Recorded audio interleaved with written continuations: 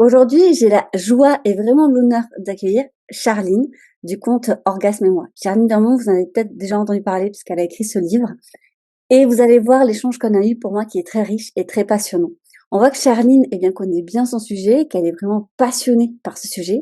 Elle nous transporte dans sa passion. Elle nous amène énormément de tips, d'astuces, de réflexions. Peut-être que vous les avez déjà eues. Peut-être que ça va renforcer un pressentiment, une sensation. Peut-être que ça va vous faire du bien. Peut-être que ça va vous secouer. Parce que parfois, on n'a pas réfléchi à certains sujets sur cet angle-là. Encore une fois, comme je le dis à chaque fois, c'est comme un buffet à volonté. Vous vous servez ce dont vous avez besoin, vous laissez le reste de côté. Peut-être que vous y reviendrez, peut-être pas. En tout cas, vous allez voir, c'est d'une grande générosité et j'aurais pu parler avec elle ou en tout cas échanger parce que je n'ai pas beaucoup parlé, heu, encore pendant des heures. Mais pour tout vous dire, j'avais mon fils à aller chercher à l'école. Donc je vous laisse peut-être un petit peu sur votre faim dans cet échange, mais vous pouvez très bien, par la suite, aller voir son travail. Je vous mets tout en description, bien sûr, de ce podcast. N'hésitez pas à partager cet épisode si vous pensez qu'il est important. Et à mon sens, c'est vraiment un podcast clé qui devrait faire écouter à tout le monde. Je vous souhaite une bonne écoute. Et coucou Charline! Coucou Elodie, ça va? Ah oui, oui, très, très heureuse de t'accueillir dans ce podcast. Vraiment, tu me fais un immense honneur parce que tu sais ô combien j'aime ton travail et notamment ton livre. Alors, on parlera du deuxième tome également, mais le premier tome, je l'ai adoré, mes enfants l'ont adoré. Même si ils n'ont pas encore tout lu et c'est normal et on pourra en reparler que ça se lit pas d'une traite, c'est pas fait pour. Mais voilà, encore une fois, un grand plaisir de t'accueillir dans ce podcast. Ben, plaisir partagé. Je vais me permettre de te présenter, mais n'hésite pas à dire si j'ai oublié des choses ou à me dire si je me suis trompée. Parce que je trouve que c'est très compliqué de demander aux gens de se présenter soi-même. Parce que souvent, les gens que j'accueille dans ce podcast, ils sont multipassionnés, ils touchent à plein de choses et ils savent pas trop quoi dire. Parfois, on Ça, dit: je «Alors, dis vous à leur choisissez voix, quoi?» vous choisissez ce que vous voulez. OK. C'est exactement. Voilà. Alors moi, je vais lire d'ailleurs, pour pas me tromper, les termes exacts. En tout cas, donc tu es formatrice en santé sexuelle et praticienne en sexothérapie. Donc ça, Ouais. c'est les titres qu'on peut voir effectivement sur tes réseaux sociaux et encore que je suis pas sûre que tu les aies mis sur les réseaux sociaux. Non, je les Non, mets pas sur les réseaux pas sociaux, du tout. non. Ouais. Moi, voilà ce que je dirais de toi. Je dirais déjà que tu es, une personne qui se représente du sexe féminin et que tu as envie et la nécessité, je le vois comme ça, un besoin de pouvoir, passer des messages, de sensibiliser à la sexualité dans tout ce qu'elle représente. Et aujourd'hui, ça tombe bien parce que je voudrais parler d'un sujet plus particulier, le sujet du consentement. Je trouve que c'est un petit peu un angle de bataille que tu as énormément sur ton compte. Tu le redis souvent en story, en post. Attention, et c'est pas si facile, en fait, de se rendre compte lorsqu'on est consentant ou lorsqu'on n'est pas, et lorsque son ou ses partenaires le sont ou ne le sont pas. Au-delà de la sexualité, je trouve que le consentement, c'est un petit peu ouvert à toutes les relations, en fait. Au-delà de la sexualité, c'est du Ouais. relationnel. Et la sensation que ton travail, alors je peux me tromper parce que c'est une sensation très personnelle, c'est finalement sensibiliser au consentement dans les relations interpersonnelles Ouais. et pour tous les âges. Moi, c'est Est-ce pour que tous je les me âges. trompe ou est-ce que tu rajouterais d'autres choses? Non, je pense que c'est déjà super cool comme ça. Très bien, Donc, nickel. un grand merci parce que effectivement, si ton compte s'adresse plus particulièrement quand même, aux adultes, quand même, C'est j'ai 15 ans. Ouais, c'est-à-dire, il y a des personnes qui me disent à partir, j'ai des ados, à partir de quel âge ton compte, blabla. Le compte, c'est 15 ans. voilà. Vraiment, et j'ai envie de dire, comme mon deuxième livre, 15 ans, c'est la majorité sexuelle en France. Mmh. Et voilà, donc clairement, je ne conseille pas mon compte en dessous de l'âge de 15 ans. Cependant, tu n'oublies pas les plus jeunes, Ouais, puisqu'encore une exactement. fois, tu as sorti un livre Ils ont bah oui, et les plus jeunes ont leur bouquin. exactement, et moi je peux t'assurer qu'en tant que maman, je te dis merci parce que c'est des sujets, même si j'ai pas la sensation, d'être, j'ai pas eu une éducation où on pouvait pas parler de sexualité à la maison. Par contre, je sais que lorsque je posais des questions, les termes n'étaient pas très adaptés.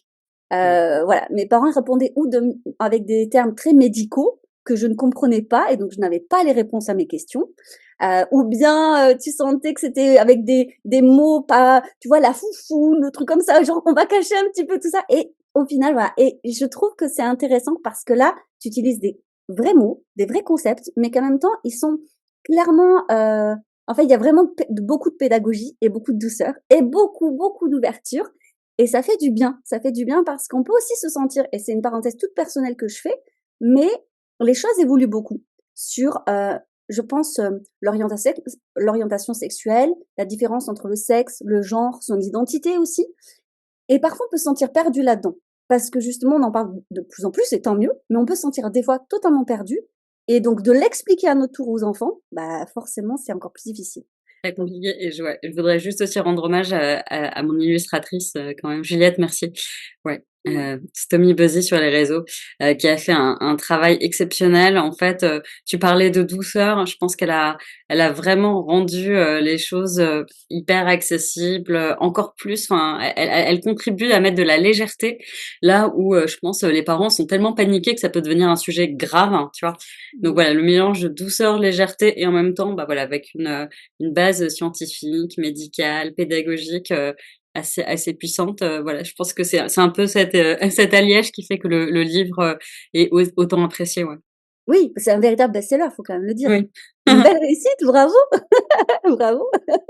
Non, mais c'est que tu as su répondre aussi à une en fait, à un besoin, quoi. Oui, il y Ça, avait c'est un besoin, mais moi je l'ai comme toi, hein, enfin, je suis maman de 3 enfants et je veux dire, j'ai tout de suite compris que c'est pas parce que, voilà, nous on a enfin de l'information, hem et voilà, je me suis dit: «Mais en fait, il faut rendre cette, information accessible à tout le monde, et il faut sortir des réseaux sociaux de toute manière».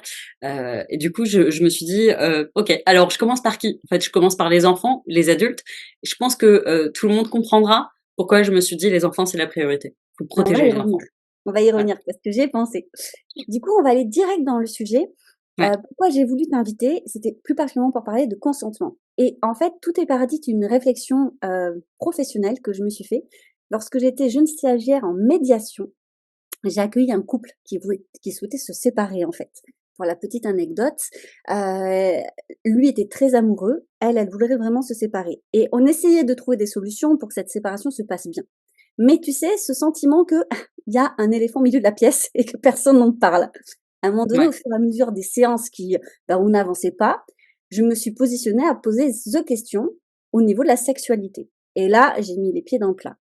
Alors je fais ça très, très vite parce que ça s'est pas dit d'un coup, mais en fait, pour, expliquer la situation, elle a accepté, cette dame, en fait, des propositions que son partenaire lui a faites, de sexualité qui sortaient hors de son ordinaire à elle.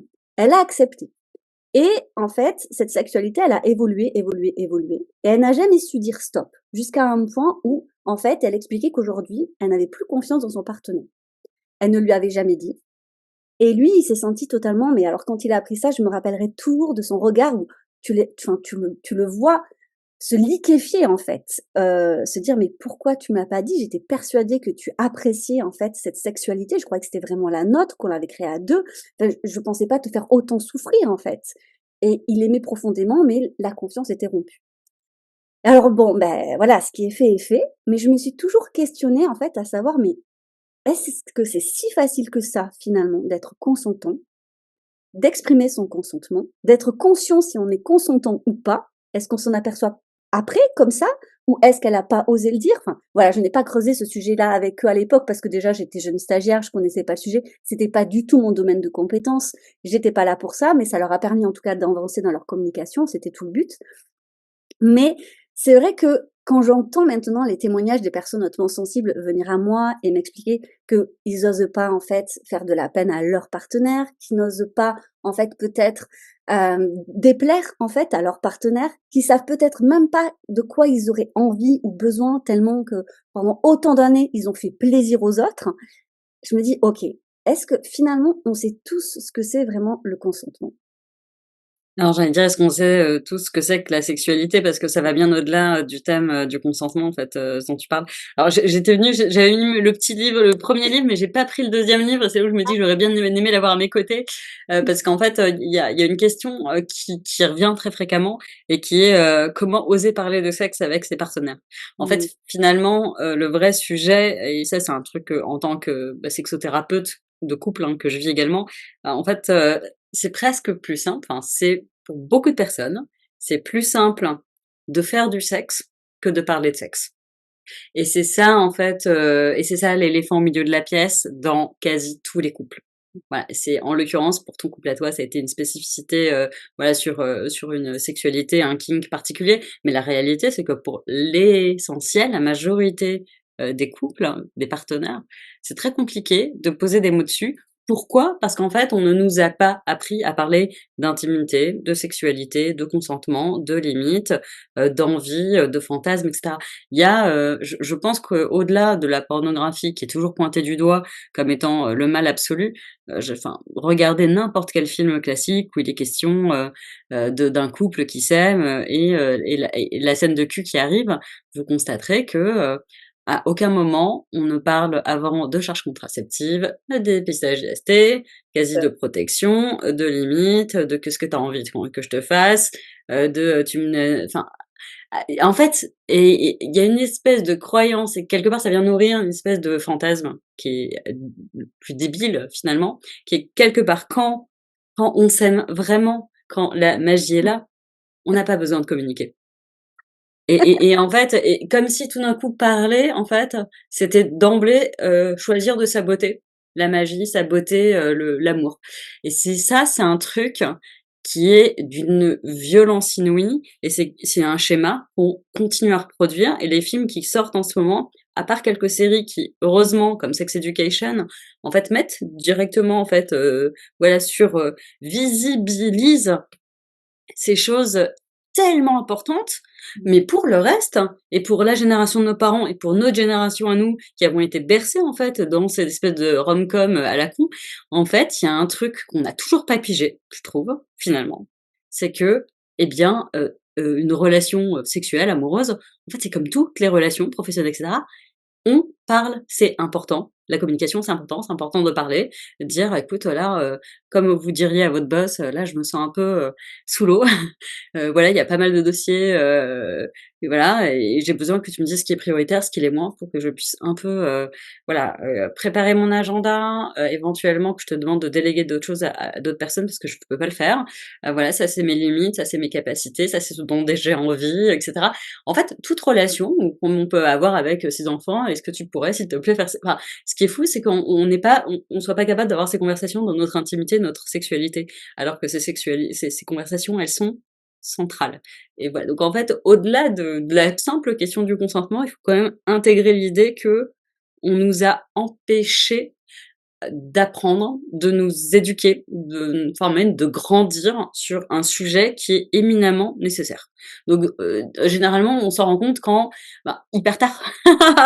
On s'en rend compte quand, à force de, silence, silence, silence, silence, tout d'un coup, voilà, il y a un truc qui nous revient dans la tête, enfin horrible, hein, mais ça peut être des traumas, ça peut être, de la violence sexuelle, ça peut être, bref, des choses pas cool du tout et on se dit: «Mais, enfin, on ne voit pas de chemin pour en sortir». On se voit pas de dire à sa partenaire qu'on n'a pas osé et on se sent presque en trahison, presque, je lui ai menti pendant tant d'années parce que je lui ai dit que ça me plaisait alors que ça me plaisait pas.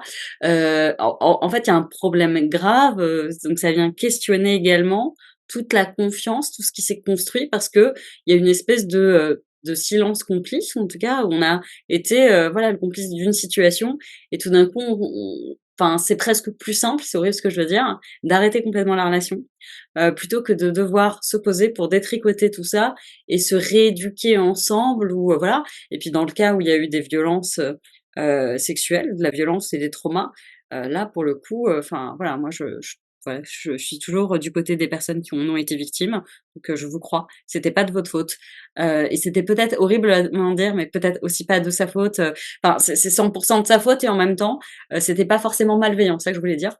Mmh. Voilà, c'est triste, tristoun, c'est 100 de sa faute, mais il était pas forcément malveillant, il y avait peut-être juste un grave, grave problème d'éducation au Ouais. consentement. Ouais.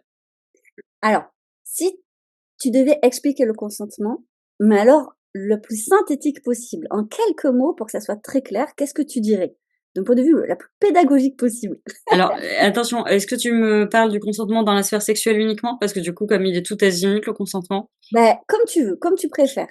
Parce qu'à mon sens, ça peut s'élargir, mais Alors le consentement de manière, alors je vais le réduire à la sphère sexuelle, hein, mais parce que là en l'occurrence on était dans le sujet, c'est vraiment l'accord que se donnent mutuellement 2 personnes pour pratiquer ensemble une activité intime et ou sexuelle. Ouais, donc ça c'est vraiment dans la sphère sexuelle, mais je rappelle évidemment que à partir du moment où on est au monde, eh bien le consentement il est valable dans toutes nos sphères, dans toutes nos relations interpersonnelles, comme tu le disais. Donc c'est valable avec nos enfants, notre famille, nos amis, nos vraiment, enfin tous les relatives, les profs, enfin tous les professionnels de santé, c'est partout le consentement, c'est vraiment c'est partout avec tout le monde à chaque instant. Voilà, c'est très compliqué et en fait, à partir du moment où on est dans une interaction, avant heu, j'ai envie de dire d'entrer dans la sphère d'intimité, ou dans un moindre contact physique avec une personne, eh bien, c'est simplement lui demander si cette personne nous donne son accord pour le faire. Aussi mmh. simple que ça. Voilà, donc je sais pas si c'est ça Ah, suffit. alors c'est très bien, je pense que c'est très clair et du coup, je Ouais. vais creuser un peu, je me dis, comment on peut donner son accord? Il y a plusieurs manières de donner son accord. Est-ce que Mmh. c'est plus simple de comprendre un accord ou un désaccord?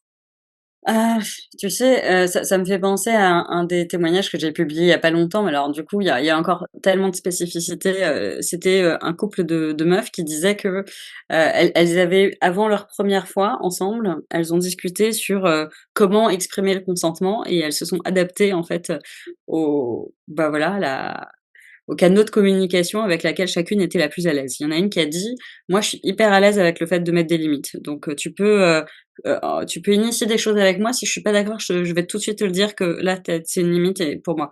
Et l'autre qui dit: «Bah, moi, j'ai beaucoup de mal à mettre des limites. J'ai tendance à voilà, par empathie, gentillesse, Mmh, difficulté, voilà, à poser des limites. Donc moi, je préfère que tu me demandes avant chaque chose, je préfère que tu me demandes, en fait, avant d'initier quoi que ce soit».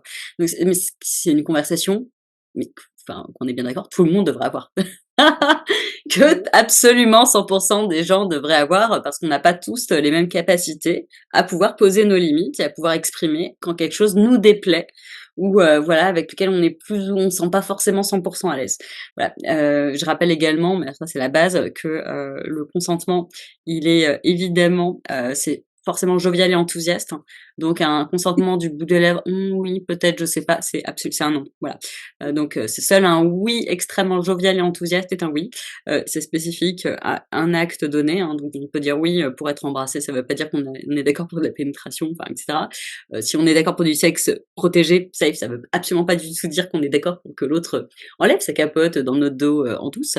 C'est réversible à chaque instant le consentement. On peut être hyper enthousiaste à 21:00 et absolument pas dans le mood à 21:15, ça s'arrête tout de suite. Il doit être également libre et éclairé, libre dans le sens sans contrainte, ni violence, ni coercition, ni chantage, ni menace, ni rien du tout. Donc là, on est vraiment dans la définition du code pénal, français, pour la qualification de violence, sexuelle et éclairé, ça veut dire qu'on a eu d'abord toutes les informations, dont on avait besoin pour donner notre consentement en connaissance de cause. Donc et ben voilà, je suis en couple avec une meuf, ah bah, tu aurais pu me le dire avant parce que si tu me l'avais dit avant, ben, je t'aurais pas dit oui, voilà. Donc j'ai pas été mon consentement, je t'ai donné mais il était pas éclairé. Éclairé, ça signifie également avoir être en possession de nos capacités cognitives. Exemple, quand on a bu, quand on est drogué, quand on dort, on n'est pas en possession de nos capacités cognitives. Consentement éclairé, impossible. Voilà, donc ça, c'est vraiment les bases pour tout le monde. Voilà, le consentement, enfin, ça a l'air à la fois simple et qu'en fait, quand on le décrit, tu vois, là, j'ai pris un peu de temps, finalement, c'est plus complexe, que ce qu'on veut bien croire et tu vois, pour revenir à ton couple, je me dis: «Ben, quand même» et puis alors en l'occurrence, dans le cas des sexualités, qui sont, un peu atypiques, un peu, comme, un peu kinky, un peu, voilà, qui sortent de l'ordinaire, qui non conventionnelles, on dit également, eh bien, c'est extrêmement habituel, en fait, d'en parler avant, comme je l'ai mis dans mon livre également, d'avoir une espèce de tableau de pratique en disant, «Voilà, moi, te ce que j'aimerais faire avec toi». C'est extrêmement rationnel et j'aime bien aussi ce côté un peu rationnel et de dire: «Voilà, alors là, c'est absolument never, jamais de la vie, ça c'est, bah, je sais pas, ça c'est, ah, mais pourquoi pas, j'essaierai bien, mais je sais pas si ça me plaira, ça, ah, j'ai très envie d'essayer ça, oh my god, vas-y, fais-le». Voilà, donc en fait, et ce genre de tableau, en fait, c'est absolument pas déjà, comment dire? On peut cocher des cases et on peut toujours revenir en arrière. Je rappelle, c'est réversible à chaque instant, mais au moins ça donne une bonne base de discussion de, eh bien, avant de se lancer dans quoi que ce soit, eh bien, on prend un vrai temps pour en parler et la deuxième chose qui me vient quand j'entends le cas de ton couple, c'est qu'elle a pas, osé à aucun moment dire non parce que en fait, ça vient interroger, est-ce que c'est un espace safe pour elle pour exprimer, une limite, un non? Voilà. C'est ça vient aussi questionner ça. Est-ce que tu crois que la culture dans laquelle on a grandi, l'éducation qu'on a reçue peut impacter notre, capacité à connaître notre propre consentement et à l'exprimer? Ouais, évidemment. C'est d'autant plus dur pour les femmes. On est quand même, enfin, d'abord, faut peut-être revenir à la base. C'est-à-dire nous, on est dans une génération quand les grands-parents, les tontons, tatas entraient à la maison, c'est: «Va faire un bisou à mamie, va faire un bisou à tonton». Alors on avait beau dire: «Maintenant il pue de la gueule». Non, va faire un bisou à tonton. Donc en fait, on nous a quand même, pour malheureusement beaucoup d'entre nous, nié notre droit à disposer de notre corps, où en fait on nous a fait comprendre que peu importe notre, opinion, peu importe notre, consentement ou non consentement, de toute manière, eh bien, on n'avait pas le droit de disposer librement de nos corps. Que quelqu'un d'autre avait le droit de voilà, et on n'était pas maîtresse, maître de nos corps et c'est dramatique. C'était quelque part, on nous a aussi amputé une forme de libre arbitre, sur notre droit à consentir ou non et ça, eh ben, c'est grave, voilà. D'abord, c'est super grave. Ensuite, on a été bercés, alors ça, j'ai envie de dire, ça, c'est ce qu'on a vécu dans nos chairs, donc c'est quand même déjà, pas ouf. Ensuite, il y a beaucoup de personnes de ma génération, moi comprise, qui malheureusement ont reçu des coups, en fait. Enfin, je veux dire, il y a un truc de l'ordre de, enfin, voilà, enfin, il y a une banalisation de la violence. Or, quand on parle de continuum de violence, enfin, faut pas oublier cet aspect-là aussi. 3e chose, on nous a fait grandir avec des représentations merveilleuses, comme je l'ai déjà mise en exergue sur mon compte, avec Le Berger espagnol où quelque part, eh bien voilà, le fantasme de toute meuf, c'est évidemment de se faire, voilà, plaquer, contre un mur, rouler un patin, et à moitié voilà, c'est vraiment voilà, elles rêvent toutes d'être violées. Voilà, ça c'est vraiment le summum de glamour, de l'érotisme. Voilà, on il y a une glamourisation, érotisation de la violence sexuelle qui, voilà, qui finit par coloniser nos fantasmes, comme l'exprime très bien Noémie Delattre. Donc on finit par se dire: «Ah mais la violence c'est chouette, c'est comme ça que ça doit être. En fait, ne pas nous demander notre consentement, c'est ça qui est cool et tout».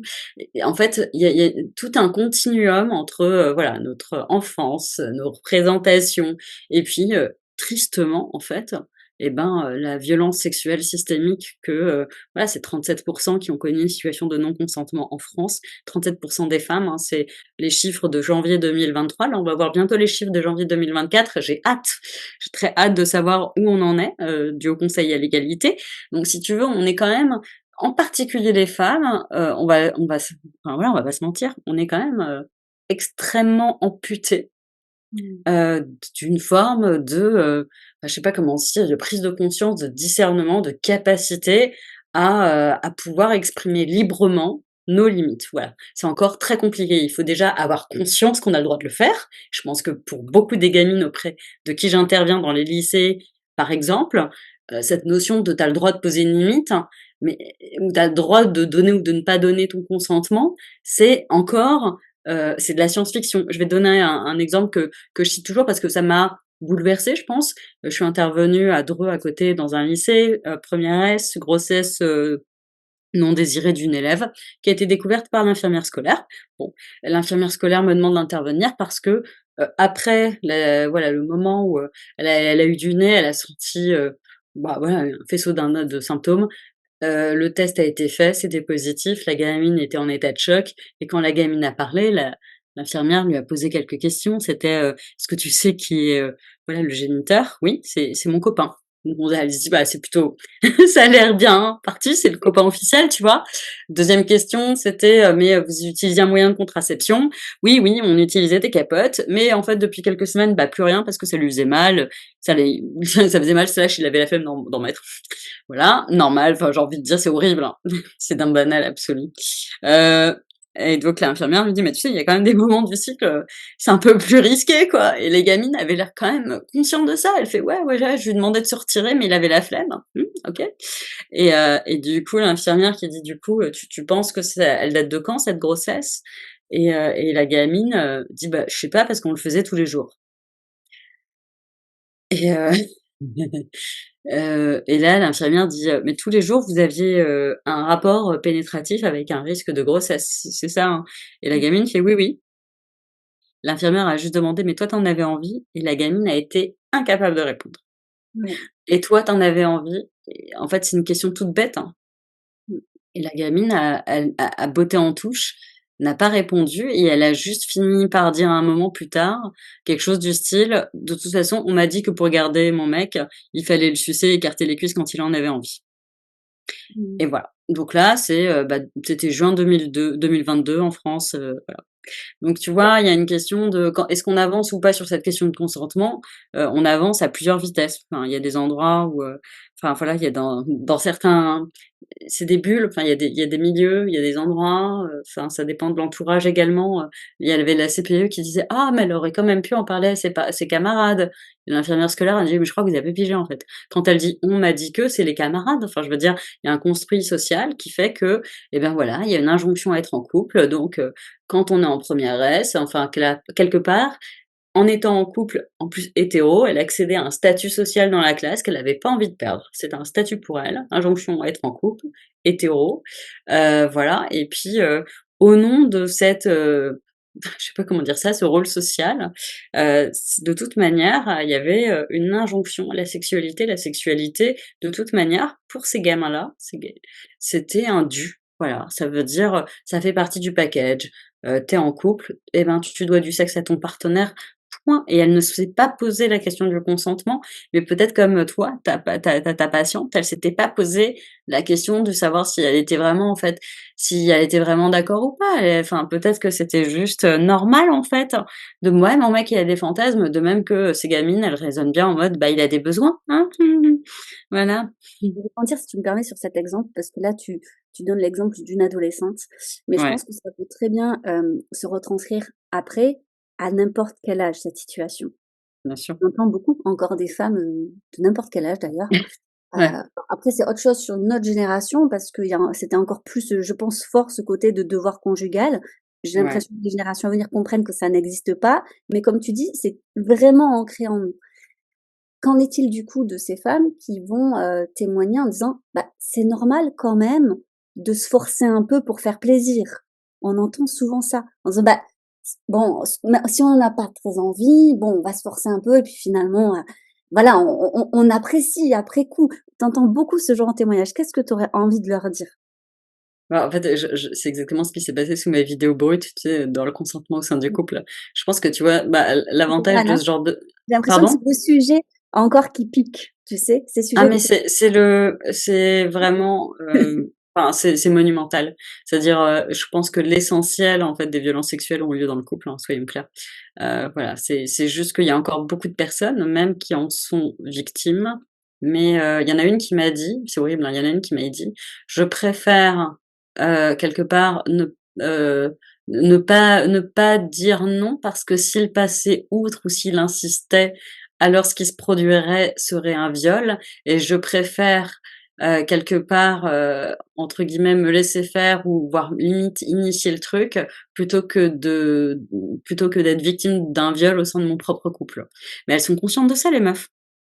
En fait, tu comprends ce que je veux dire?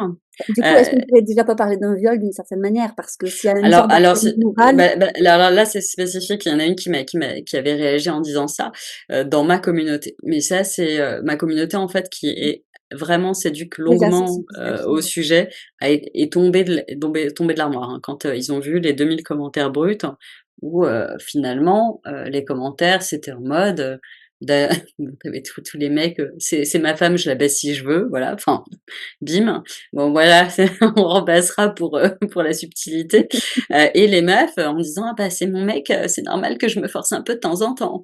Et tu là en mode, bah, enfin, on va quand même c'est un moment, c'est important de poser des mots, hein. Il arrive, eh bien, qu'on, soit consentant, qu'on ait envie mmh, de, sexe, pour, faire plaisir à l'autre. Voilà, ça OK. peut arriver, mais là, en fait, ce qui, moi, je crois que c'était ça le point de départ, c'était, un pourcentage des gamins, tu sais, c'était mon fameux, sondage que j'avais mis en exergue. Tu te souviens, c'était quoi le chiffre? C'était 40 des gamins de 18-24 trouve que c'est normal Mmh. de faire du sexe avec son partenaire quand on n'en a pas envie. Voilà, c'était ça le mot qui m'avait vraiment Oui, saoulée. c'est pas la même C'est-à-dire, chose. voilà, exactement. Donc moi, je reviens à ça. Mmh. Exactement. Donc la question, on parlait tout à l'heure de consentement comme d'un d'un oui jovial et enthousiaste. Mmh. La question, en fait, elle est là. Est-ce que tu en as envie ou tu en as pas envie? Mmh. Vraiment, la frontière, c'est celle du désir, Peut-être qu'on pourrait de l'envie, pas envie. Et voilà. creuser un Et, et peu par, vraiment le pourquoi tu en as et envie. parfois, on en a envie pour l'autre, C'est voilà. oui, Et dans ces cas-là, on en a envie, OK? Mais ce qui est impossible pour moi, voilà, enfin, je veux dire, en tout cas, c'est moi ma frontière, hein, je pense qu'elle peut être comprise, c'est les mots quand on n'en a pas envie. mmh, Tu en as pas envie, ben, tu ne fais pas, point. Voilà, c'est très simple finalement. Voilà, soit tu en as envie, tu peux en avoir envie pour faire plaisir à l'autre et ça, je l'entends vraiment. Mais si tu n'en as pas envie, fin, enfin, période, point. Tout, enfin, je veux dire, c'est ça la limite. Et alors, bon, toutes les personnes qui, tous les médecins notamment qui ont pu dire aux femmes en postpartum, «Ah bah allez-y, il est temps d'y retourner madame, mmh. l'appétit vient en mangeant», sous-entendu l'appétit vient en vous forçant. Enfin, c'est Ouais, ça le ouais, mot. ouais, totalement, Et totalement. alors du coup, moi, j'ai proposé un truc, enfin, c'était, je pense, après une discussion, je me demande si c'était pas avec un couple, en disant: «Ben, nous, on pratique pas l'appétit vient en mangeant, du voilà, vraiment pas. Par contre, l'appétit peut venir en proposant». Mmh. Et c'est ça la différence. C'est-à-dire, vous pouvez dire à votre femme, «Eh bien, ma chérie, j'ai très, très envie de toi, j'ai envie de m'occuper de toi, de ton plaisir, de te mettre bien. Voilà, est-ce que tu accepterais que voilà, que ouais, juste que je m'occupe de toi?» Et voilà, elle en a envie, elle en a pas envie. Ouais, c'est tout. Mais vous pouvez proposer. Voilà, c'est pas vous allez pas commencer à directement aller la toucher, enfin non, enfin proposer, ouais. L'appétit peut venir, juste en proposant, en exprimant, votre désir, spontané pour elle et d'ailleurs si elle a un désir réactif, ça va vraiment la chauffer que vous lui disiez tout ça, donc allez-y, voilà, vous pouvez proposer. Mais l'appétit ne vient pas en mangeant, tu sais? On va pas commencer à faire du sexe en mode, je vais direct la toucher, et voilà, ça va lui donner envie de la suite. Non, non, ça c'est pas acceptable. Non, non. Alors, je vais revenir sur la question aussi par rapport, tu vois, aux personnes hypersensibles, parce que je vois bien le genre de questions qu'on peut me poser suite à tout ce que tu nous as dit, qui était très, très riche d'informations et d'outils et de tips, donc merci déjà. Je pense que pour des personnes qui, justement, n'ont pas l'habitude de parler de sexualité, comme tu disais, c'est quand même la base avant de pouvoir, parler de consentement, déjà de parler de sa sexualité. Tu as proposé cet outil de tableau que je trouve génial. Il y a également ton livre, bien sûr. Imaginons que la personne, elle ait vraiment du mal à parler de tout ça, qu'elle a du mal à exprimer son non-désir pour certaines pratiques ou pour orienter sa sexualité. Est-ce que tu as un petit conseil à donner à ces personnes-là qui sont vraiment, en fait, déjà en plus, un petit peu, j'ai envie de dire peut-être, tiraillées entre, bah, il faut que je fasse plaisir à l'autre parce que comme tu dis, c'est vraiment dans notre culture, dans notre éducation que c'est perçu surtout pour les femmes. Mais en même temps et je trouve ça très, très, très juste ce que tu as dit par rapport au rôle social parce que là, tu l'as cité pour une adolescente. Mais n'oublions pas aujourd'hui la pression encore qu'ont les femmes à être en Ouais, non, couple, mais à se marier, à avoir des enfants, on est dans à le ne pas care, il faut divorcer. prendre soin de Voilà, l'autre, il faut prendre soin de son voilà, mari, il faut prendre c'est soin de ses très, enfants, très sa lourd. maison. Voilà, C'est donc hyper lourd. exactement, donc la En peur en fait, derrière, elle est là quand même.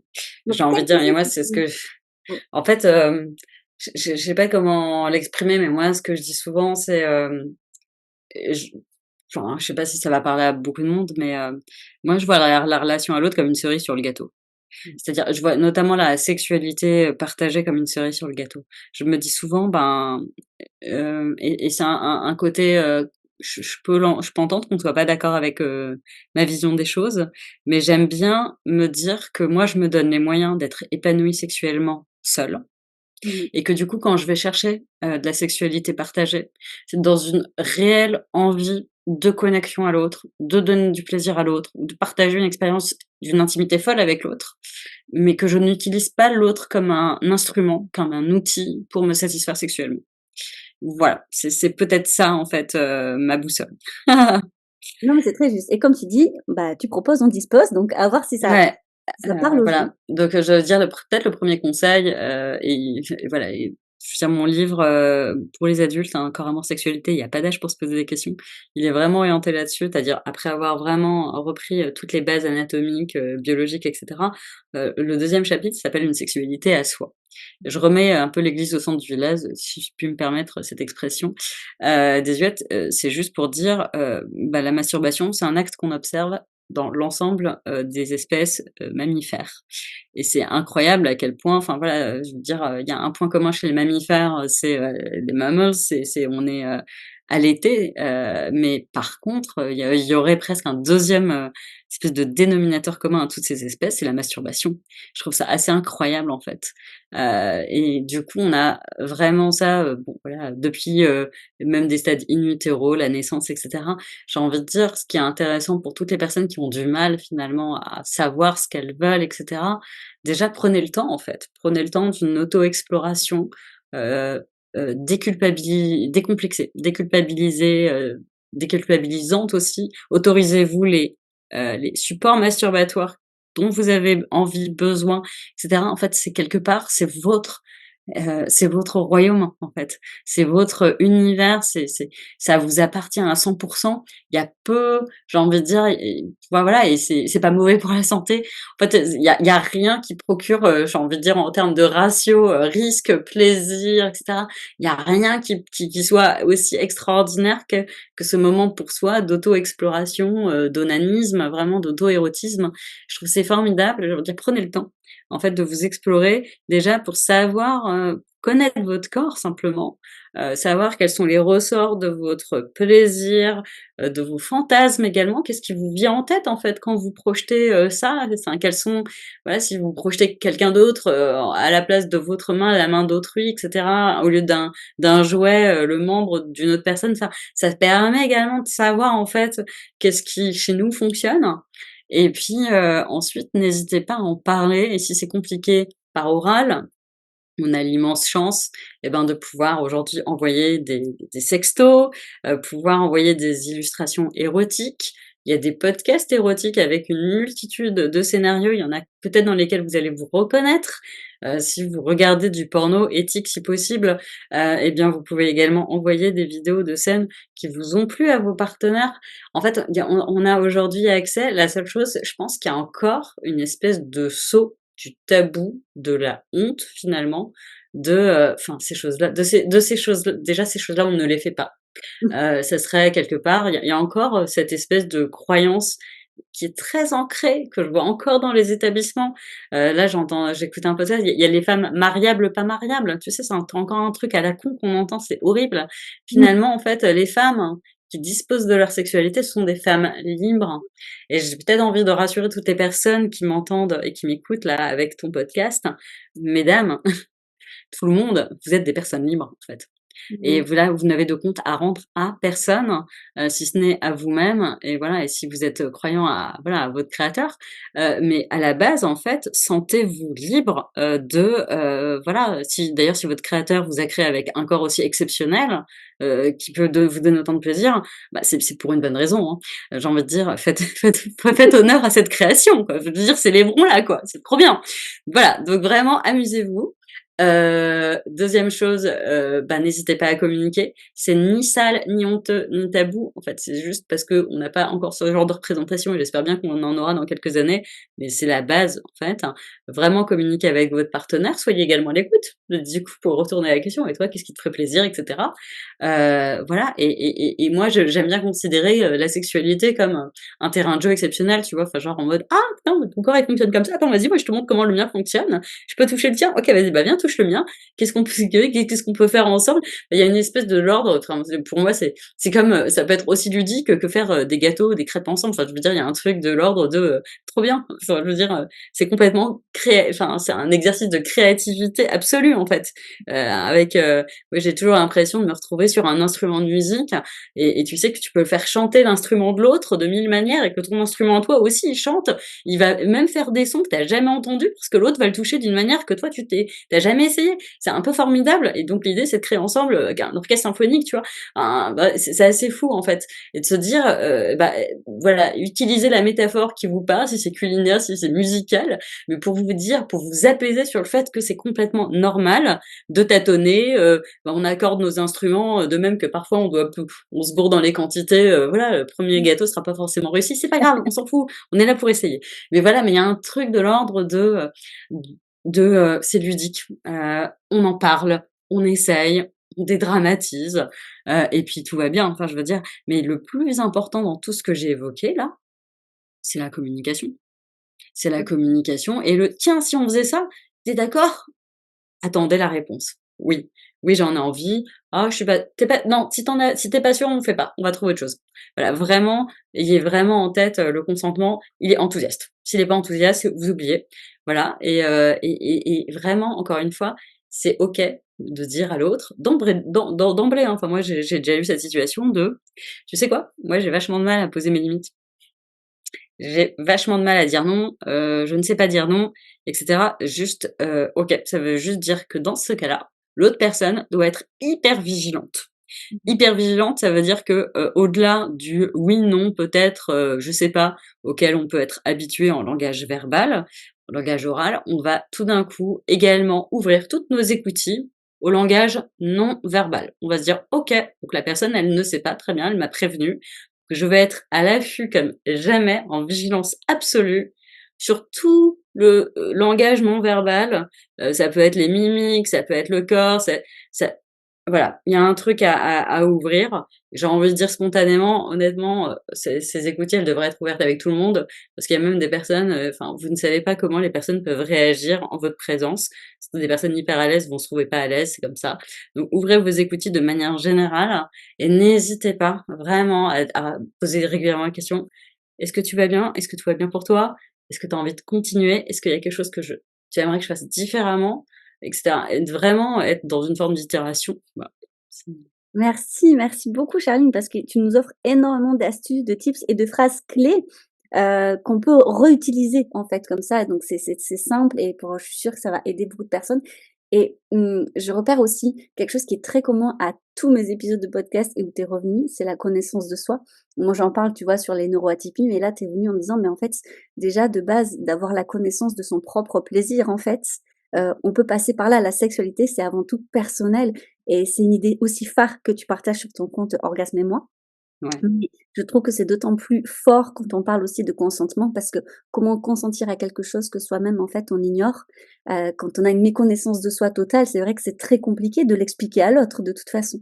Donc ouais. c'est aussi un élément hyper important que tu nous apportes aujourd'hui. Un grand, grand merci à toi. Avec plaisir Evelyne. Alors, tu as répondu à toutes les questions que j'avais prévues, en fait, en long, en large, voilà, tu es Ouais, parti je en suis désolée, c'est parti dans tous les sens, mais non, voilà. mais c'est parfait, t'inquiète pas. Je pense que les atypiques qui écouteront de toute façon arriveront à suivre et puis on voit que tu connais et tu es passionné par ton sujet et donc tu nous passionnes avec toi, en fait. C'est ça qui est beau, tu vois? Quand les gens en parlent avec passion, ça nous passionne aussi. Je reviendrai juste sur effectivement, par rapport aux enfants, lorsqu'on parle de consentement et peut-être de les sensibiliser au consentement, mais dès le plus jeune âge, donc bien avant qu'on parle vraiment de sexualité dans l'adolescence, Bien tout ça. avant. Ouais, Le consentement, tu nous as parlé, tu nous as donné des exemples, comme le fait de respecter leur corps et de pas les obliger, par exemple, à accepter le bisou de quelqu'un ou des choses comme ça. Très important parce qu'après, on sait jamais les dérives que ça peut avoir. Est-ce que tu as d'autres exemples? Là, on va aller au-delà de la sexualité, mais où on peut, envisager déjà une sensibilisation au consentement auprès de nos enfants? oui, bah, de manière générale, avant de toucher leur corps, enfin moi j'ai alors j'ai éduqué mes enfants au sujet, donc ça donne des scènes, voilà, à la maison qui sont normales. C'est, quand je vais vers, mes enfants, alors ils peuvent anticiper le fait qu'effectivement ils rentrent de l'école, je vais faire un câlin, mais ils savent que je ne ferai rien. Moi, j'attends en fait que mes enfants me fassent voilà, Hein? m'offre les bras. Le geste Ouais, le d'ouvrir. geste de: «Tu veux un câlin?» Ouais. «Oui, je veux un câlin» et en fait, cette espèce de on en revient à proposer, tu vois? Voilà, exactement et mes enfants, en fait, proposent ou moi je propose et en face, la personne vient. Mais cette espèce d'étape intermédiaire où on propose à l'autre, pour moi, elle est essentielle. C'est-à-dire on a pris l'habitude de ne pas, en fait, aller directement sur le corps de l'autre et proposer. On toque avant d'entrer, évidemment. On respecte les intimités, dans très tôt, en fait, chez moi, ils étaient très autonomes. Ils avaient envie, voilà, au moment du bain, de la douche, d'avoir leur espace évident. Voilà, donc c'est vraiment des choses basiques, en fait, mais vraiment aujourd'hui, dire: «Ah mais c'est triste, même pour un câlin, on peut pas toucher son enfant». Je veux dire, alors moi, je vois pas ça d'un œil, triste, bien au contraire. C'est-à-dire mes enfants, ils ont bien conscience que, c'est normal qu'on leur demande avant de toucher leur corps et le jour où quelqu'un, j'espère que ça n'arrivera pas, touchera leur corps sans leur proposer, voilà, le truc avant, en fait, ils vont se dire: Ah oui, il y a un problème. red flag». Il y a une espèce de enfin voilà, il y a une sensibilisation évidente là-dessus. Ça passe également nous, parents, enfin je rappelle que nous sommes quand même des grands singes, hein, donc les enfants imitent, hein, tout ce qu'ils voient et entre nous adultes, et ben, on est exemplaires, voilà. Déjà, on se propose, avant de se câliner, quand on est avec mon mari devant les enfants, voilà et puis de manière générale, voilà et on leur apprend, on fait respecter notre intimité. Enfin voilà, les gens me disent parfois, «Et où est-ce que tu caches tes sextoys?» Enfin genre, «Vous croyez que je vais cacher 2 placards et demi chez moi? Non mais ça va pas». Enfin évidemment que mes enfants savent qu'il y a des armoires à sextoys et on a des discussions hyper saines en fait sur le sujet. C'est: «Bah vous avez vos jeux. Bah moi je touche pas à vos jeux, c'est vos jeux. Donc voilà, bah, ça, c'est mes jeux, donc vous touchez pas à mes jeux. Enfin, c'est tout. C'est le respect de la propriété et de l'intimité. C'est mon intimité, notre intimité, point. Voilà et c'était point. En fait, il y a rien de plus à dire et c'est fou à quel point c'est simple, en fait, quand c'est aussi, carré et voilà et ça c'est également le fait de voir que moi-même je pose mes limites en termes de: «Bah, non, ça relève de mon intimité, donc c'est tout». Voilà, et ben, ça ils se disent: «Bah, tiens, en fait, moi aussi, j'ai droit d'avoir des jardins secrets qui relèvent de mon intimité, sur lesquels je suis parfaitement en droit de ne pas répondre, de ne voilà, de poser mes limites». Donc, je pense que voilà, soyez vous inspirants et posez vos limites en tant que parents et cetera. Ça incite les enfants, en tout cas, ça légitime en fait, leur envie de faire exactement pareil avec leur jardin secret et leurs intimités. Merci beaucoup, Charline. On va s'arrêter là. Ça va être la fin du Ouais. podcast, mais c'est passionnant. Ben, Merci un à toi pour grand merci à toi. l'invitation, Ouais. avec grand Et plaisir. bien sûr, bah, vous hésitez pas à acheter le livre de Charline, à les recommander, à aller voir sur son compte. C'est une mine d'infos, une mine d'or et une mine de générosité. Et j'ai appris énormément de choses grâce à ton compte et même grâce à ce livre qui est pour les 5-14 ans. Honnêtement, j'ai appris des choses. Donc, faut pas se dire, ah, c'est forcément pour les enfants. Non, parce qu'il y a plein de choses qu'on sait Tout à pas fait, forcément, parce qu'on peut pas tout savoir sur la vie et il n'y a pas de honte à dire qu'il y a des choses qu'on ne sait pas. Et heureusement, comme ça, c'est riche. On peut en apprendre tout le temps, toujours. C'est génial. Donc, un c'est grand très merci à merci à toi. toi Élodie et à bientôt.